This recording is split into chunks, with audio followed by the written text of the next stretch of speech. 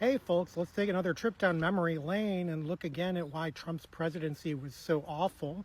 This is part 2 of an ongoing series, and today we're going to look at Trump's corruption in office. Now that's way too big a topic to cover in one video because practically everything he did is corrupt. So here we're going to focus on financial corruption, his tendency to use the office of the presidency for personal financial gain, often at the expense of the U.S. taxpayer and national security. The start of all this was right at the beginning of his presidency, where Trump announced that he would not divest from his business while as president. This is a big deal because presidents are typically expected to separate themselves from their business interests while they're president so that they won't be subject to influence from foreign or local businesses or governments. In Trump's case, he laughably passed off control to his two oldest sons, which is not really a blind trust where he has no contact and no influence over the company. Of course, if you think he wasn't talking to his sons about business that whole time in office, you're kind of crazy. There is, in fact, a whole clause of the Constitution called the Emoluments Clause that is really all about this idea that no person holding any office will accept any present emolument, office, or title of any kind from any king, prince, or foreign state. There's really no strict enforcement of the Emoluments Clause other than impeachment, I guess.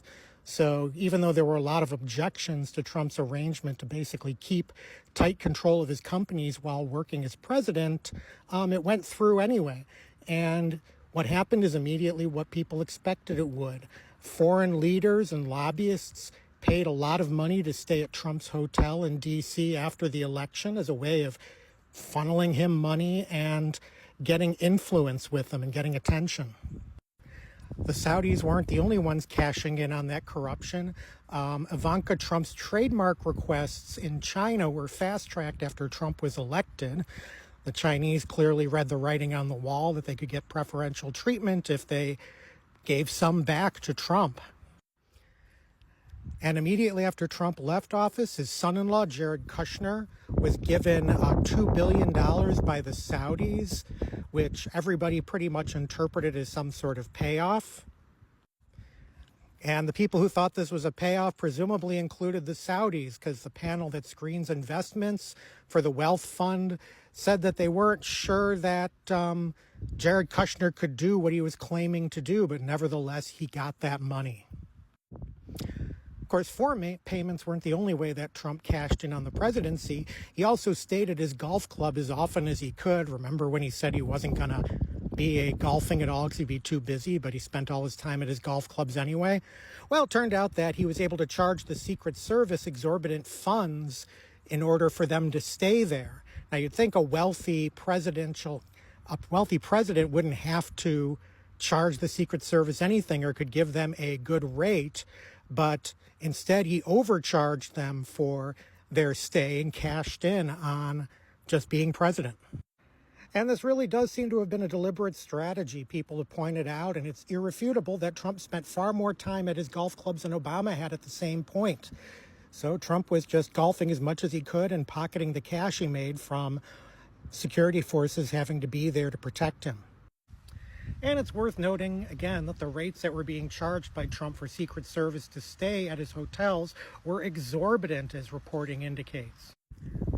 The House Oversight Committee investigated this in 2022, I believe, and they indicated, at least at that point, that Trump had collected payments totaling over $1.4 million for Secret Service stays at his properties.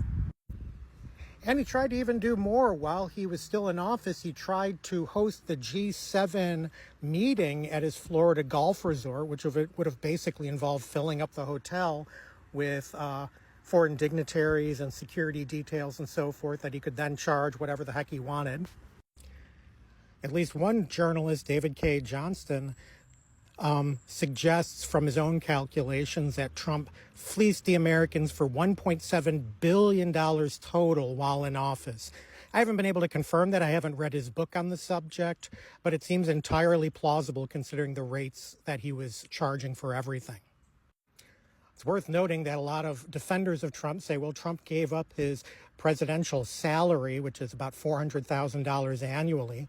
Even if that's true, if Trump made anywhere near the profit that he made, that David K. Johnston says in his book, Trump made a killing.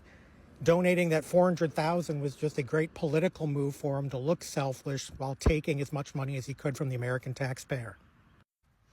It's also worth noting a bunch of the scams that Trump did that came to light and were settled in court while he was president, even though those scams started long before and were not directly related to the presidency.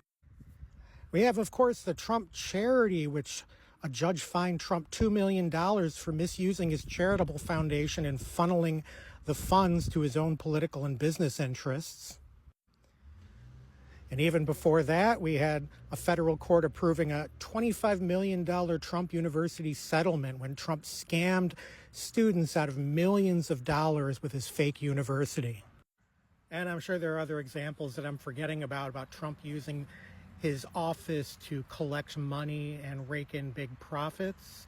If I think of any other major ones on that front, I'll do another post on those. But otherwise, I'll also note that there's all sorts of other corruption in the Trump administration that we haven't yet talked about, and we'll try and get to some of those in later posts. And that'll be it for today.